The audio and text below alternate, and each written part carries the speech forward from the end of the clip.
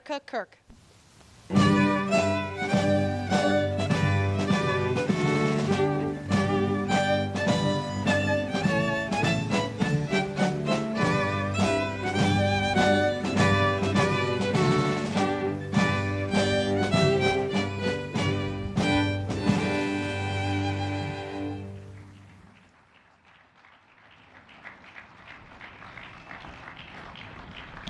Thank you very much, everybody.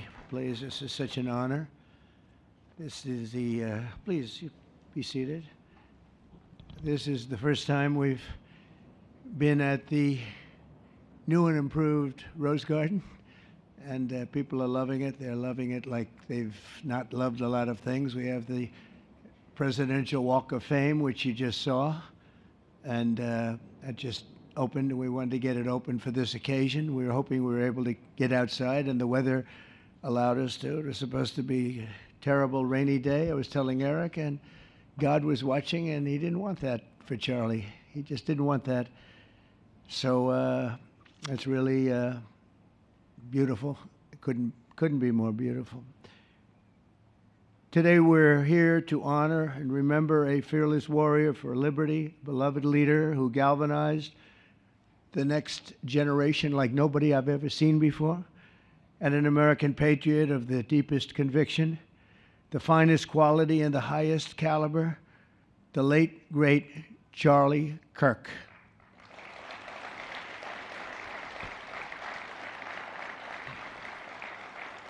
Five weeks ago, our nation was robbed of this extraordinary champion. He was a champion in every way. I got to know him so well.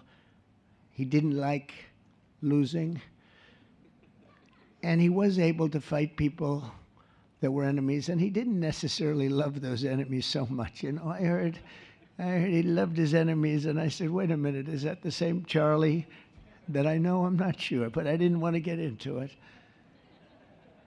But it was a horrible, heinous, demonic act of murder. He was assassinated in the prime of his life for boldly speaking the truth, for living his faith and relentlessly fighting for a better and stronger America. He loved this country. And that's why this afternoon it's my privilege to posthumously award Charles James Kirk our nation's highest civilian honor, the Presidential Medal of Freedom. Thank you.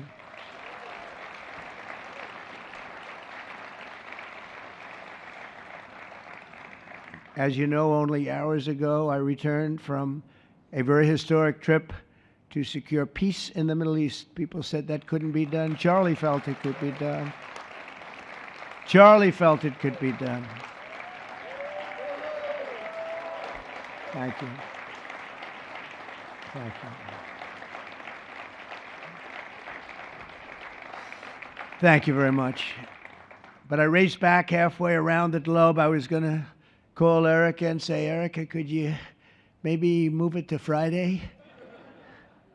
And I didn't have the courage to call. But you know why I didn't call? Because I heard today was Charlie's birthday. And I said, you know, that was a definite. And I said, we're going to have to forget about some of those very big, very rich countries that expected me to be there. And I can tell you, based on the length of that flight, I wouldn't want to go back tomorrow. But I would not have missed this moment for anything in the world. Nothing. And it's a very important time for our country, and our country is doing so well. It's never done better.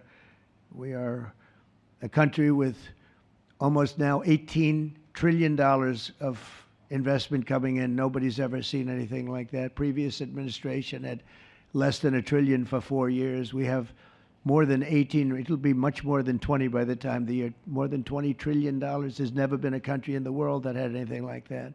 What's happened to our country is incredible in a short period of time. Charlie was a big person for, sir, can we close up those borders, please, a little bit? You know, they're really leaking badly. I said, Charlie, I haven't gotten there yet.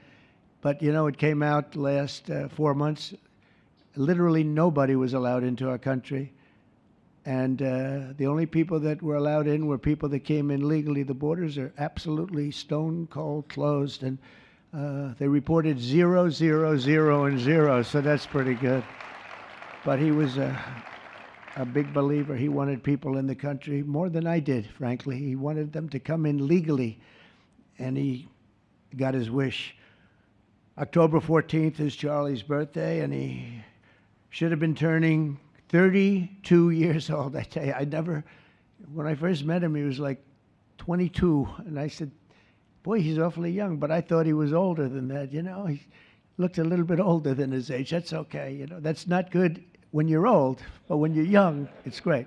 He had the best of all things, but he was special.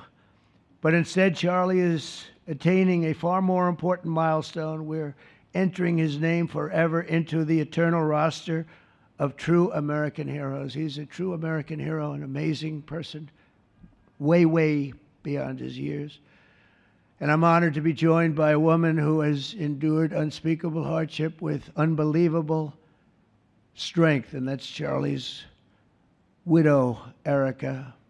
And I just want to thank you, Erika. He loved you so much. I was with him. Oh, please. Thank you, darling. Thank you.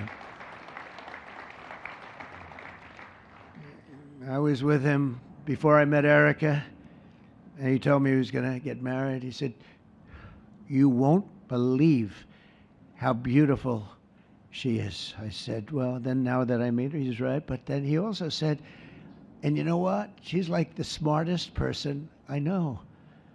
See, they do go together on occasion. Not often. Not often. But on occasion they go together. But he was in love with you. He was deeply in love with you. It's great.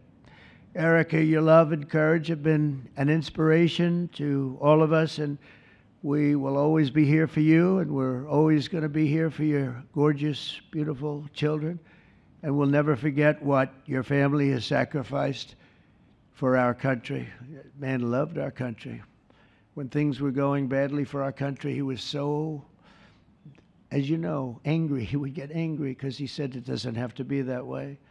We're also pleased to be joined by an incredible group of Charlie's friends, very powerful friends, actually, and some not so powerful, and they're actually better people, okay? I know them all. They're the less powerful ones. I have to tell you that, all of you power guys down here. The best ones in the group are the ones that are less successful, but that happens too.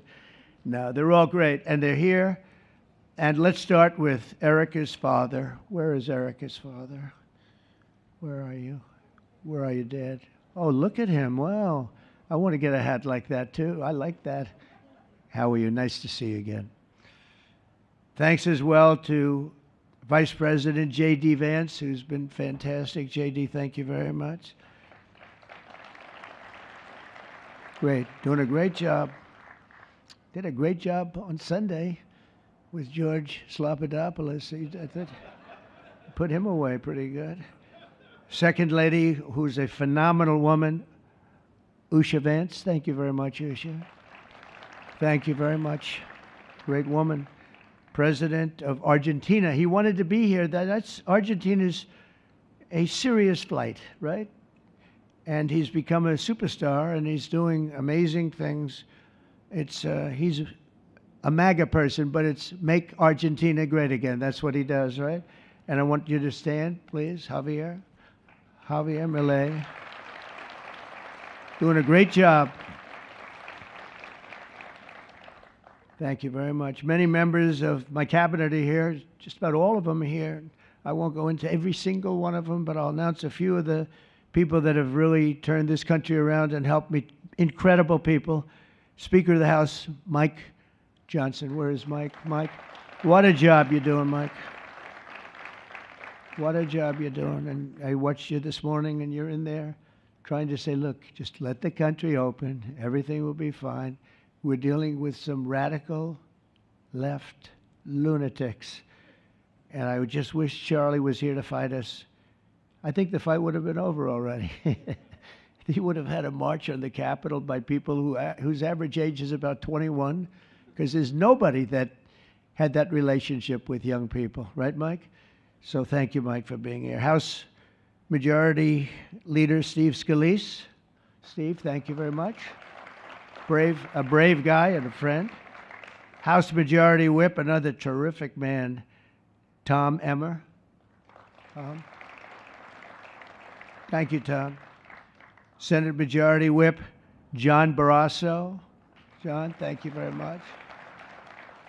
You have all these senators. I'm going to get in trouble. I'm not going to read all their names. I'll be reading all day. We'll be talking about Charlie in about 45 minutes from now. We can't do that. So all of the senators, there's so many of you, thank you very much. I do want to thank Senator Thune for doing a terrific job. He's really been leading properly. Do you agree, Mike? The team, the two of these guys have been fantastic. So to Senator Thune, I want to thank you very much. Incredible job. I watched him this morning, and he was out there pounding them this morning on television, too. And John Barrasso, thank you for the work you've done, and congratulations on your success. But I want to thank you all and all of the Congress people that are here. And I see we have our Attorney General here, and you are doing a fantastic job. Thank you very much, Pam. Thank you. Thank you very much. We have everybody. Wow, that's incredible. Okay, I'm not going to do any more. I'm going to be here too long, but I just want to thank you. Have given him such support, but he always gave you such support. That's why you're here. And very unusual. Charles James Kirk was a visionary and one of the greatest figures of his generation. He was truly an amazing figure and growing leaps and bounds. He knew that the fight to preserve our heritage is waged not only on the battlefield and in the halls of power, of which we have tremendous power here, including the head of a place called War. We call it now War. We had Defense. We had our Secretary of Defense. Now we have a Secretary of War. And somehow I think it's more emblematic, and hopefully we'll never have to use war, but the fact that we're ready is very good. Peace through strength is very important, but also in the hearts of our nation's youth. That's where Charlie rode strongest. At age 18, that insight inspired Charlie to found the organization that ultimately touched the lives of millions and millions of people, and so many young people that nobody's ever seen anything like it, frankly. Turning Point USA. It's amazing, and it's actually bigger now. It's become bigger in the last few weeks than Charlie ever thought. I think his end vision in many years from now would have been just a fraction of what it turned out to be in a couple of weeks, right? It's amazing. With hard work and joyful spirit and endless enthusiasm and determination. And he did have great enthusiasm. You know, I always say you need enthusiasm to be successful. He had great enthusiasm. Charlie grew Turning Point into the largest conservative youth organization in the entire country. He forged a personal bond with countless young conservatives. He fought for free speech, religious liberty, strong borders, and a very strong and proud America. In everything he did, he put America first. He really put America first. And ultimately, Charlie became more than a leader of an important organization. He became the leader of historic movements all over the country. There were movements, individual movements, one movement, but it was historic. Everything he did was historic, and a true evangelist for the cause of freedom and the word of Almighty God. God was very important to Charlie. He would say, you know, if you don't have religion, you're not going to have a strong country. It's true. He was so wise beyond his years. You know, I talk to him sometimes and say, this guy is like a young guy. He was really a wise man. From the time Charlie worked on my presidential campaign in 2016, and he was there right from the beginning. He liked me. I don't know. I have no idea why. What the hell was he thinking? He said, you're going to win, sir. I said, you know, I'm running against 17 senators and a lot of tough people and governors. We have all these people. And he said, no, you're going to win, sir. He said, not going to be close. And he made it happen. He helped make it happen, I'll tell you that. Without him, who knows what would be. Maybe you'd have Kamala standing here today. That would not be good. I will tell you, Javier, you don't know who Kamala is. Promise, it would not be good. You agree with that, Howard? He also mobilized countless citizens to go vote. It's called Go Vote. Very simple. And with his help in 2024, we won more young people than any Republican by far in the history of our country. And we won the popular vote. We won the swing states, all 7 of them. Remember, they said, oh, well, if Trump could win 4, that would be nice. I win 7 by a lot, by a landslide. But the popular vote was massive. And we won the Electoral College. Remember, they said, well, it's going to be very hard. I'd say 270. Well, we got 312 to 226. And then we won something called districts and councils and different things. But in one case, we won 2,750 to 525. That's the one where you see the map is almost entirely red, except they have a little blue line on one side and a little blue line, meaning New York and a little bit Los Angeles. I have a feeling that if the vote were 100%, we would have won that too. You want to know the truth. But he knew, and he knew very well, and he also understood honesty, and he was always concerned with honesty. He said the only way we can lose is if the cheating gets so bad, and that's where we came up with a little phrase, too big to rig. We said, go out and vote. Just go out and vote. And we had that. Remember, we used to say that all the time because people would say, oh, they're going to win. We don't have to vote. Let's go to a movie. We'll come home and watch later. And he wasn't about that. So we come up with really together, we came up with that phrase, we got to make it too big. I never made a speech where I didn't say at the end, now look, the polls are showing good. Don't believe the polls. He said, we're going to make it, Susie, right? Too big to rig. So if you think we're going to win by a lot, doesn't matter. Pretend we're losing. You got to go out and vote. They voted. And at 9:02, the whole thing was over, right? 9:02. Remember they said, oh, this could go a few days. Well, it went a few minutes. 9:02. And he knew that. And I felt it, but he knew it. He knew it. I think he knew it more than anybody. But Charlie never missed an opportunity to remind us of the Judeo-Christian principles of our nation's founding or to share his deep Christian faith. In his final moments, Charlie testified to the greatness of America and to the glory of our Savior, with whom he now rests in heaven. And he is going to make heaven. I said, I'm not sure I can make it, but he's going to make it. He's there. He's looking down on us right now. It's so incredible. Look at this, how this turned out. This was supposed to be so dark and cloudy. Not dark and cloudy, is it? Look at that, how beautiful that is. There's no artist that can capture it as beautiful as it is today. Wow, it's amazing. As I said, on the day that he was assassinated, Charlie Kirk was a martyr for truth and for freedom.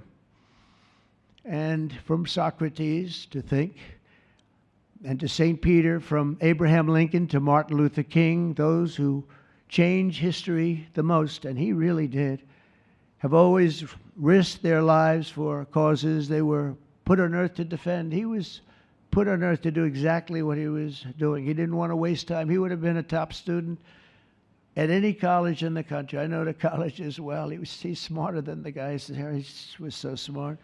But he almost, I guess, didn't have the time. He knew what he wanted to do. It wasn't like, gee, I want to sit in the classroom for 4 years listening to people teach me liberal principles, because they were never going to teach him that anyway. But he didn't have the time. He really didn't have the time. But every time the enemies of goodness and virtue tried to silence the voice of righteous and noble leaders like Charlie, they failed. They seem to fail. Ultimately, they look like they're doing well, and then they end up failing, because the truth has been unrelenting over the years, over history. And people like Charlie, it's just they've got a power that others don't have, and very few people will ever have. So today, like those martyrs before him, Charlie's voice, his message, and his legacy are stronger and greater than ever before. They are greater than ever before. Look, this is a horrible event, but it brought out the greatness of Charlie. Nothing could have ever supplanted this. It's incredible, the way people are talking about him.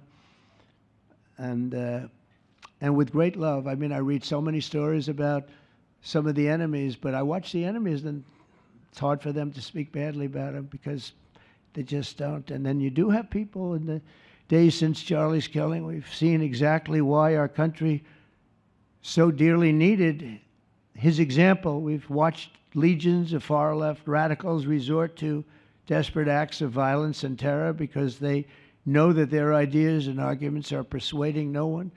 They know that they're failing. They have the devil's ideology, and they're failing, and they know it, they feel it, and they become violent. They seem to become very violent on the left. They've rammed vehicles into federal law enforcement, fired sniper rifles at ICE agents, and me, you know. But I made a turn at a good time. I made a turn at a good time. I turned to the right. Charlie couldn't believe it, actually. He said, how the hell did you make that turn? I said, I don't know. But fired rifles and threatened the lives of our Supreme Court justices, our great justices. They have to be protected. We just issued a lot of money, $60 million, to protect the Supreme Court justices. Very important. We can't let anything happen. In places of worship, we're protecting our people. We've seen that a candidate for Attorney General in Virginia boasted that he would want to see the Republican legislature, a legislator in Virginia, shot in the head and to see his children murdered. He actually said this. And now he continues to run for office, and most people continue to back him, but he said he wants his man shot. He said shot in the head and to see his children murdered. And they keep running. Pretty amazing, right? That's a bad one. Let's see how that turns out, but that's a really bad one. Nobody's heard that one before. Especially in the wake of Charlie's assassination, our country must have absolutely no tolerance for this radical left violence, extremism, and terror. We're done with the angry mobs, and we're not going to let our cities be unsafe. We're going to make sure our cities are safe. When you have Chicago, where they had 4,000 people murdered over a very short period of time, 4,000 people, and then we have a governor stand up and say, oh, things are going swimmingly. No, they're not. We're going to make Chicago safe, just like we're going to make, look what we did in D.C. It's so nice that we started here, because this was one of the most violent places in the United States. It'd be dangerous to be right out here. But you couldn't go to a restaurant. The restaurants were all dying. The whole place was dying. You'd have these gorgeous, look at the Washington Monument over there. You'd have these gorgeous buildings and monuments and structures. And people were afraid to leave their apartment. They were afraid to go to work. They'd get into an Uber, and they'd feel safe, and then the Uber would be attacked. They thought they made it to safety, and then the Uber was attacked on the trip in. But we've done a great job, and now it's considered a totally safe city. We haven't had problems. It took us 12 days to make it great. We took out, Pam, 1,700 hard criminals, career criminals in many cases, but these are hardened criminals. Many of them came in through the Biden open borders. We brought them back to the countries. And a couple were so violent that we put them in jail. We don't want to take a chance that they could get back in, because no matter how good we do, somebody can sneak in. They were so violent and so bad. One arrested 28 times. Every time he left prison, he'd get into a violent incident. 28 times. And we put him away for a long time. But we're done with the angry mobs. We're done with it. This is such an unbelievable place right now. You take a look where you can walk down the middle of the street with your wife or your husband. Your children can walk. They can walk alone. It doesn't matter. They can walk anywhere in Washington, and they're safe now. If this were a year ago, they'd have a serious chance of being badly hurt, even killed. They'd come in from Indiana, they'd come in from Iowa, they'd come from Florida to see their nation's capital, and somebody would have to call the parents, I'm sorry, but your son or your daughter's been killed. Not anymore. You hear those sirens going off? That's good. That's a good sound. That means they either got the bad guy or they're going to stop the bad guy. You didn't hear that sound because nobody wanted to do anything. Nobody, listen to the beauty of that sound. Seriously. And that's the real deal sirens. They're not politically correct sirens. You hear them, they're about 3 miles away. That's great. What a beautiful sound. They're stopping crime. That's what they're doing. So we're done with the voices of fools. They're fools. And death threats, and we're going to make our cities safe. And I thought it was Charlie's, one of his biggest dreams was that he couldn't believe it. Chicago's going to be a great city again. We've already, we sent people in there 6 months ago, and this governor said, well, crime is down. Yeah, that's because we had the FBI in there for 6 months, just preparing it for the bigger surge. And they've done a great job, the cash and the FBI. They've done a great job. And they love doing it, you know. They love being able to do it. They were restricted from doing it. They couldn't do anything. And now they're totally unrestricted. All they have to do is stop crime. And they're doing it. By the way, Memphis, as you know, you heard they went in about a week ago. One of the most dangerous places in the country. It's really in the world. It's not just the country. They have very few cities that would compare to some of these cities. You go to Afghanistan, you say, oh, that's unsafe. Well, the crime numbers are much better than the crime numbers in places that we have. So Memphis, I understand, is doing unbelievably in 1 week. It's like a different place. And this took 12 days, and then after that, we just perfected it. But after 12 days, we had good safety here. After 1 month, it's like, it's really amazing. And by the way, restaurants are booming. Restaurants are opening up. The big problem we have, you can't get into a restaurant in D.C. anymore. So they're opening up. It's a beautiful thing to see. It's called safety. It's called law enforcement and letting them do their job. And that's why I said last month that I have directed the Attorney General and the Department of Homeland Security to confront the very real threat of left-wing terrorism in our country. It's a real threat. Not when you confront it, it's not, because they're not brave people. In fact, they're cowards. When you confront them, they immediately fold. You have to see them fold. You have to see them crying. They fold. But it includes dismantling the networks that fund them and finance them, and we're finding out who those networks are. We already know quite a few of them.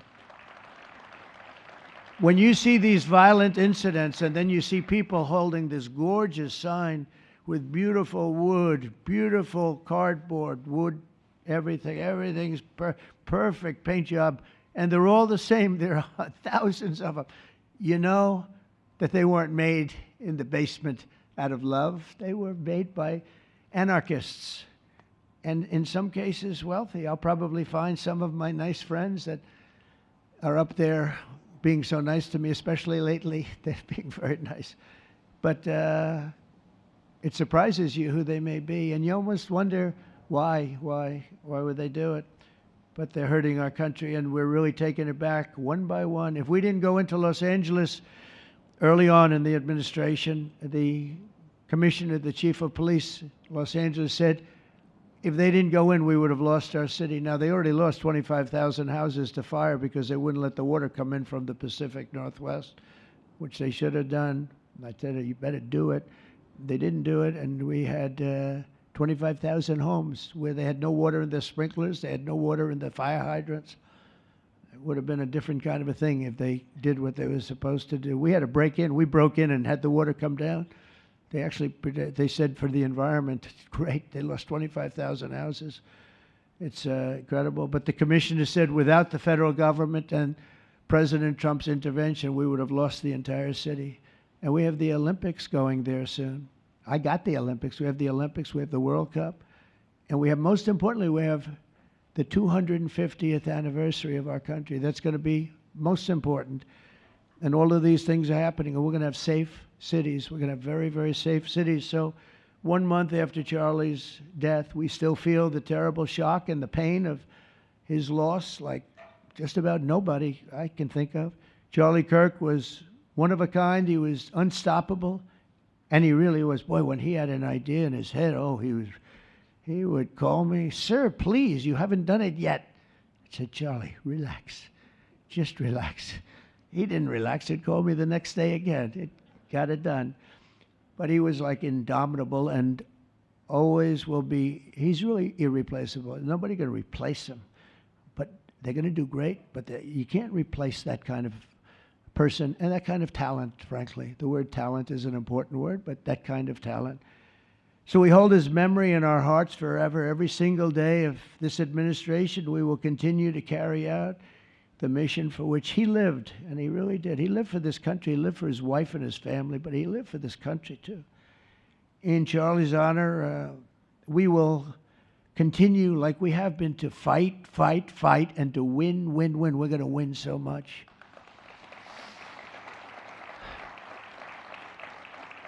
So the presidential Medal of Freedom is a big deal. You have the Congressional Medal of Honor, military, and the Presidential Medal of Freedom, which is civilian. And the Presidential Medal of Freedom is a really big deal. Very few people get it. Very few people, frankly, qualify. It's a decision of the president, but it's a qualification that's a very hard one to get. And I would like to ask, if I might, the military aide to read Charles James Kirk's citation for the Presidential Medal of Freedom. Thank you very much. Thank you.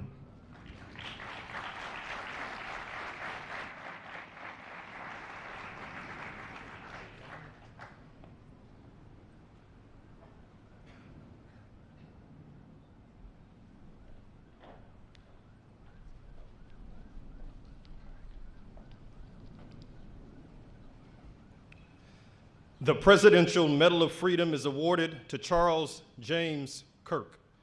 Accepting on behalf of Charlie is his wife, Mrs. Erika Kirk. Charlie Kirk was one of the most influential American political figures of his generation. At just 18 years old, he founded Turning Point USA and grew it into the largest conservative youth organization in the nation. For over a decade, he tirelessly traveled the country, leading a movement to restore respect for our founding principles, reawaken our national identity, and inspire a renewed spirit of religious devotion. He was one of the great debaters and communicators of his time. Despite receiving repeated threats, he remained undeterred and modeled courage, logic, humor, and grace to the next generation. On September 10th, 2025, at age 31, Charlie Kirk was assassinated while addressing a group of students. The United States honors him as a martyr for truth and freedom.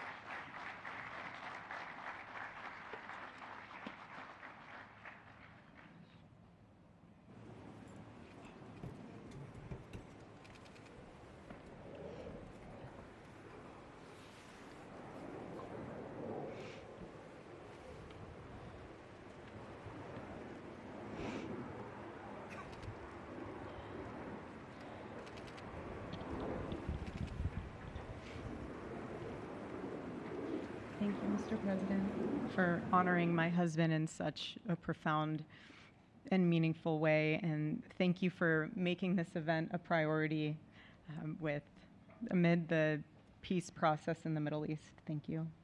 Very grateful. Charlie always admired your commitment to freedom, and that's something that both of you shared. So thank you. Your support of our family and the work that Charlie devoted his life to will be something I cherish forever, so thank you. To our gracious First Lady in her office for making this event possible, thank you as well. It's beautiful. To Vice President and the lovely Usha Vance, your friendship has been an unbelievable encouragement. Thank you. And to all our friends and family that are here and watching from all around the world, thank you for loving us. Thank you for praying for us and for believing in what Charlie believed in. And to our Turning Point USA staff and the Charlie Kirk Show staff, we love you more than you could ever know. And to the Turning Point USA chapters that are watching all across America right now, you are the heartbeat of this future and of this movement. Everything that Charlie built, you guys are the legacy holders of that. You are living proof that his mission did not die with him. It lives through you. And Charlie always said the next generation will decide whether freedom endures. And because of you, I know that freedom will endure. It will. And today we're gathered not only to celebrate Charlie's birthday, but to honor a truth that he gave his entire life to defend, and that's freedom. The very existence of the Presidential Medal of Freedom reminds us that the national interest of the United States has always been freedom. Our founders etched it into the preamble of our Constitution, and those words are not relics on parchment. They are a living covenant. The blessings of liberty are not man's invention, they are God's endowment. Charlie lived for those blessings, not as abstract words, but as sacred promises. He used to love to journal about this topic all the time, and with such a heart postured of gratitude. And he believed that liberty was both a right and a responsibility. And he used to say, freedom is the ability to do what is right without fear. And that's how he lived. He was free from fear. He was free from compromise, free from anything that could enslave his soul. His name, Charles, literally means free man. And that's exactly who my husband was. He was a free man. And from the time I met him, sitting across from him, being interviewed on politics and philosophy and theology, anything that Charlie loved, any topic he loved, and I just saw the fire in his soul, and there was this divine restlessness within him that came from knowing God placed him on this earth to protect something very, very sacred for all of us. And he never stopped fighting for people to experience freedom. He didn't. Charlie often said that without God, freedom becomes chaos. And he believed liberty could only survive when anchored to truth. And I remember in one of his speeches, he told the audience that the opposite of liberty isn't law. He said it's captivity. And that the freest people in the world are those whose hearts belong to Christ. But what's so powerful is that Charlie had the ability to communicate so brilliantly across all generations. And he reminded us that in a world that tells us freedom is doing whatever you want to do, the real freedom is the power to live freely and to do what is right. And in one of his journal entries, he wrote that he wanted everyone to know that you can't have liberty without moral responsibility. Freedom divorced from faith eventually just destroys itself. And what's so fascinating about all of this is looking back these past 12 years of Turning Point USA and his mission, there's almost this veil of sacredness. Because what I realize is that while he was building an organization, he was also building a movement. One that called people back to God, back to truth, and a movement that was filled with courage. And ironically, for a man who impacted millions, Charlie never desired to be the center of attention. He just wasn't. My husband was not a man of extravagance. He loved simple but deeply meaningful things, truly. He loved his late night walks. He loved buying more books than he could ever read because he felt there was no such thing as a book budget. And he loved being able to read to our kids the same bedtime story on repeat because he knew it was their favorite. But to him, that was special. And he loved to sit in the sun on a Saturday morning with his cup of decaf coffee, and his phone was off because he was honoring the Sabbath. And for him, it was that moment to catch his breath and just be in peace, because he was unreachable at the moment. And he preferred quiet birthdays. But that never stopped me from telling him. I told him every single year, I said, baby, I love your birthday. I said, because it's the day that God knew the world couldn't go another day without you.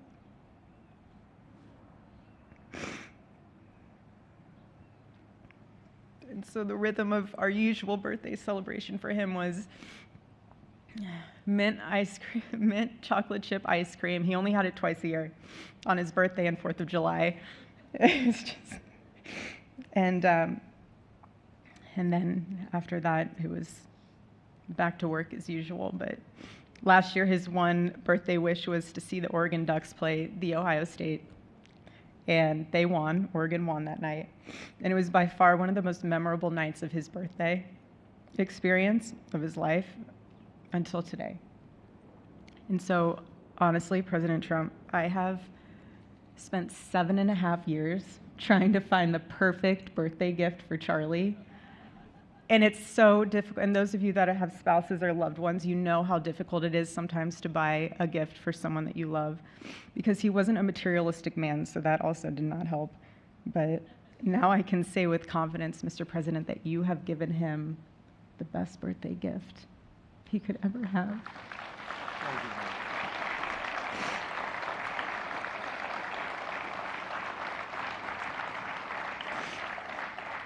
It's such an honor, and the recognition of a life lived for defending freedom. And that's what Charlie fought for until his last breath. And it was written across his chest in those final moments on one of his simple t-shirts that always carried a message, and this one bearing a single word, freedom.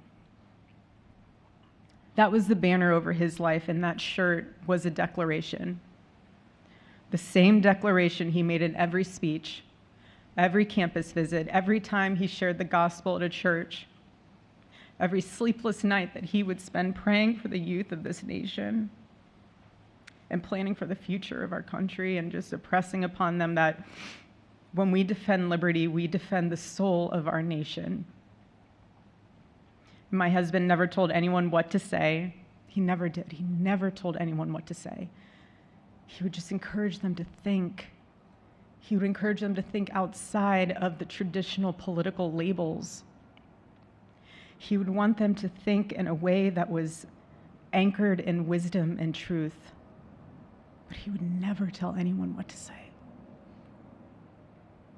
Charlie wasn't content to simply admire freedom. He wanted to multiply it. He wanted to multiply freedom. He wanted young people to taste it and to understand it and defend it. He wanted them to see that liberty isn't self-indulgence, it's self-governance under God. He wanted them to see that. And every day I'd see him getting ready for work. He'd put on his cross necklace, he'd put his ring on his finger. And the boldness in his demeanor was always fearlessness. He wasn't afraid. He was never afraid. In his daily actions, whether in office or on campus or at a church, it was always without fear. That was his creed. That is how he lived out every single day. He didn't fear being slandered. He did not. He didn't fear losing friends, I can tell you that. He didn't. He didn't care. He stood for truth and stood for freedom, and he did not, everything else was just a noise to him. And it's because his confidence in Christ was absolute. That's why. There was no limit to what he would have sacrificed to defend freedom for all. And if the moment had come, he probably would have run for president, but not out of ambition. He would only have done it if that was something that he believed that his country needed from a servant's heart standpoint. And Charlie lived only 31 short years. No, he's 32, but on this side of heaven, but he lived. He lived every single second he lived. filled every single day with purpose, and he fought for truth when it was unpopular. And he stood for God when it was costly, but that's what we're called to do. Surprisingly enough, he did pray for his enemies, which is very hard, but he did. He did. He did.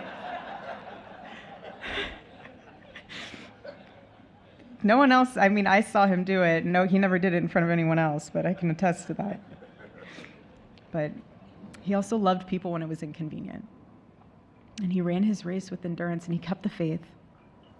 And now he wears the crown of a righteous martyr. And for me and for our children, the truth really studies our grief, because heaven gained what earth could no longer contain: a free man made fully free. And to all watching, this is not a ceremony. This is a commissioning. And my message is simple. I want you to be the embodiment of this medal. I do. I want you to free yourself from fear. I want you to stand courageously in the truth. Listen for the still, small voice of God. And remember that while freedom is inherited in this country, each of us must be intentional stewards every single day. God began a mighty work through my husband, and I intend to see it through. And the torch is in our hands now. It's in mine, it's in yours, it's in all of yours, it's in all the students with Turning Point USA. And before I close, I'll share with you that I asked our daughter what she would like to say to Daddy for his birthday. Excuse me.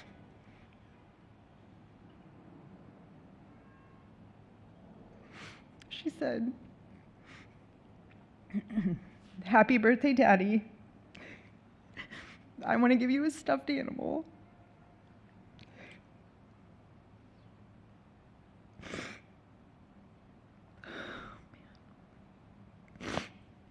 I want you to eat a cupcake with ice cream, and I want you to go have a birthday surprise. I love you," is what she said. And while our son is precious, he can't yet speak, in classic Kirk family fashion, his actions spoke louder than his words, and his gift to you, Charlie, and myself for that matter, was deciding to become the man of the house and be fully potty trained at 16 months. But Charlie, baby, I know that you're celebrating in heaven today, but gosh, I miss you. We miss you, and we love you, and we promise we'll make you proud. And Charlie's life was proof that freedom is not a theory, it's a testimony. He showed us that liberty begins not in the halls of power, but in the man of a heart surrendered to God. And so today, as we honor Charlie with this incredible Presidential Medal of Freedom on his birthday, I stand here with tears and just a humbled heart and spirit, because his story reminds us all that to live free is the greatest gift, but to die free is the greatest victory. Happy birthday, my Charlie. Happy Freedom Day. God bless you.